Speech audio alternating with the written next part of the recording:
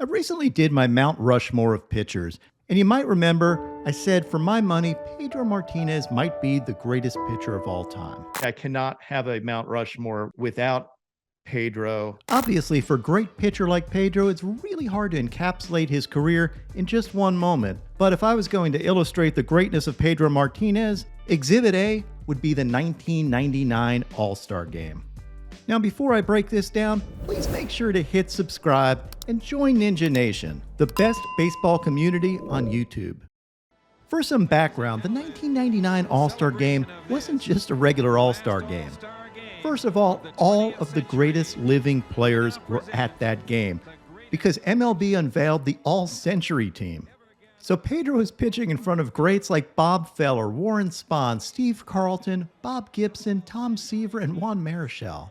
Not only that, but probably the biggest honoree was Ted Williams, the all-time great Red Sox player, one of the greatest hitters of all time. And before the game, Hank Aaron went up and shook Pedro's hand.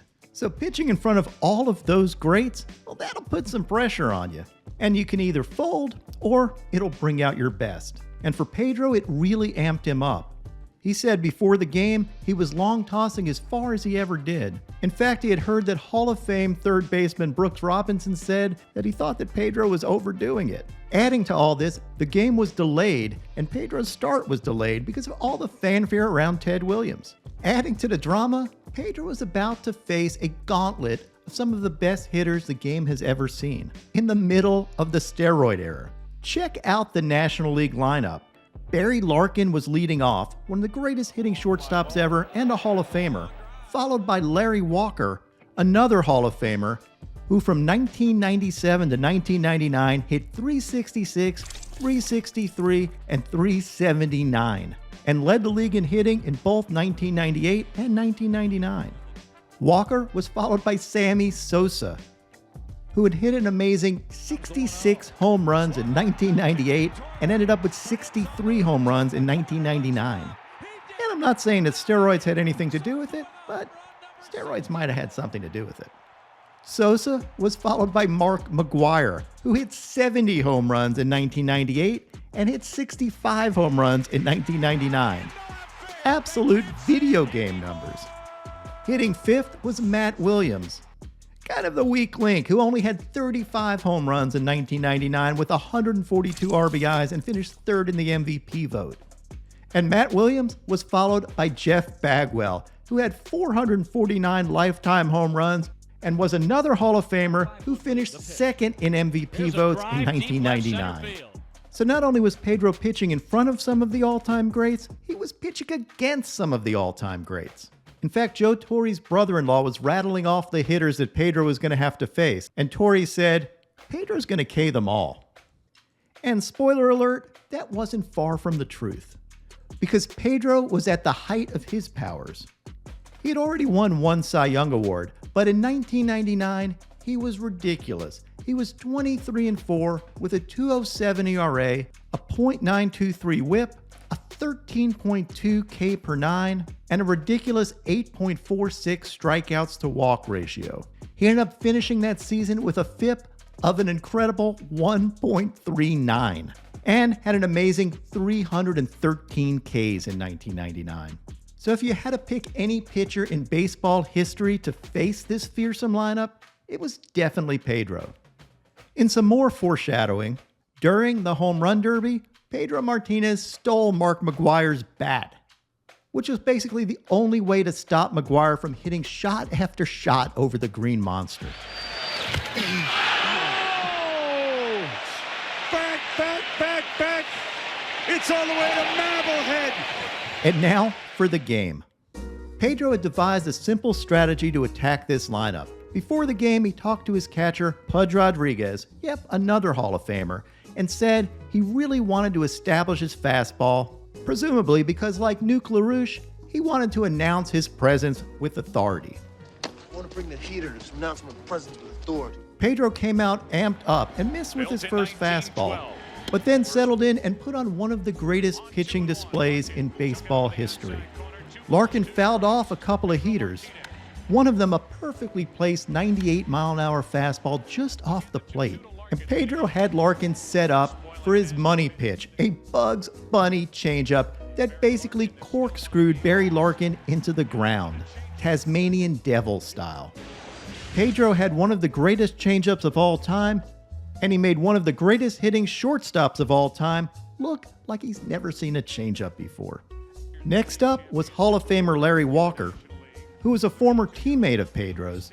Martinez assumed that Walker was sitting fastball, so he threw him a first pitch changeup that was filthy. And then elevated a 98-mile-an-hour heater, followed by a 96-mile-an-hour fastball just off the plate, and then got a backwards K on a perfectly painted 97-mile-an-hour fastball. Pure art. Next up was slugger Sammy Sosa. He attacked Sosa with a curveball that was about 6 inches outside that still got Sosa to buckle. We always talk about Pedro's fastball and changeup, but when you can make an all-star hitter buckle on a pitch 6 inches outside, that shows you how nasty his curveball is. Slammin' Sammy was shook. So what did Pedro do? He followed it up with another hellacious curveball and buckled Sosa again, and this time the pitch was a strike. My man Sammy needs a seatbelt. And you can see Sammy put his head down like he's seen a ghost, and you know from there, this at-bat isn't going to end well for Sammy. Pedro then missed with an up-and-away 96-mile-an-hour fastball, and then threw another wicked changeup, getting Sosa to swing and miss badly. And now Sosa has no idea what's coming. He's been embarrassed by both the curveball and the changeup. The Fenway crowd rose to its feet, and Pedro blew a 96-mile-an-hour fastball right by Sosa, giving Sosa a little side-eye on the way off the field, which was part of Pedro's mental game. Since I'm so intense, I'll strike you out, keep on looking at you. See, because baseball has a little bit of psychology in it. But Pedro wasn't done. The next inning started off with Mark McGwire, one of the most feared hitters ever to step in the box. And Pedro started off McGwire the same way he started off Sosa. He threw a first pitch curveball that was outside but got a little bit of a buckle from McGwire, and followed it up with a curveball for a strike that also got a little bit of a knee buckle. The next pitch was a devastating 85-mile-an-hour changeup that McGwire was way out in front of. So after seeing those curveballs and that changeup, McGwire had no idea what was coming. And then Pedro went pure mano-a-mano, blowing away McGwire with a 97-mile-an-hour bolt, vanquishing at that time one of the greatest home run hitters on the planet. To see how tough that changeup and fastball combination is, here's an overlay. You can see how well he tunnels those pitches. And as a hitter, they look the same until they're not, and you end up either way in front of the changeup or way behind the fastball. He had just K'd 4 of the best hitters that the National League had to offer: Barry Larkin, Larry Walker, Sammy Sosa, and Mark McGwire. Next up was Matt Williams, who hit like a 17-hopper to Robbie Alomar and reached first base after Alomar booted it. After the game, Matt Williams said he was excited with that result because he was happy just to make contact off Pedro. And fans were happy with the result because it meant that Pedro had a chance to strike out some more hitters. Next up was future Hall of Famer Jeff Bagwell. Pedro started Bagwell off with a 96-mile-an-hour fastball just off the plate, but it was called a strike.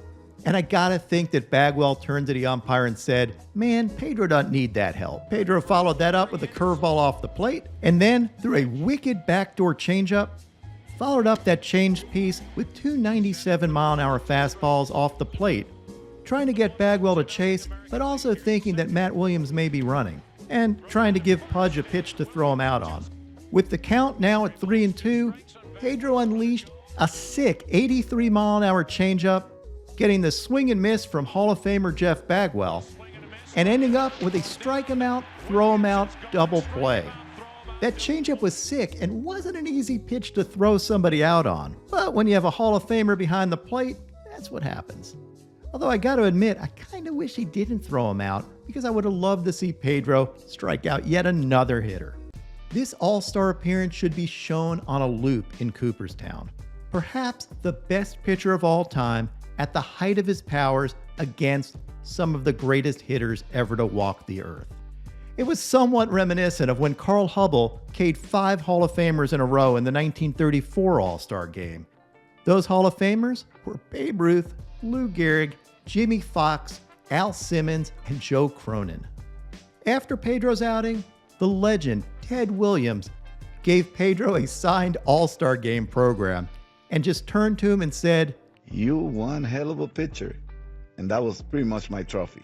Years later, Pedro said, this All Star Game was huge in his career mentally because it helped him understand the importance of composure. Pitching in front of that crowd, in front of some of the greatest players the game has ever known, and facing the greatest hitters of that time, and being able to keep your composure and go through that lineup like a hot knife through butter, that's not only proof of Pedro's dominant stuff, but also his mental game. Not only was this one of the greatest pitching performances of all time, but it created a next generation of Pedro fans, and was hugely influential for future pitchers, including Shohei Ohtani, who, when asked at the All Star Game who his pitching influence was, he said, Pedro Martinez. He idolized Ichiro, Hideki Matsui, obviously, but for pitcher, it had to be Mr. Pedro Martinez. Well, that's a great honor. Wow. That's a great honor.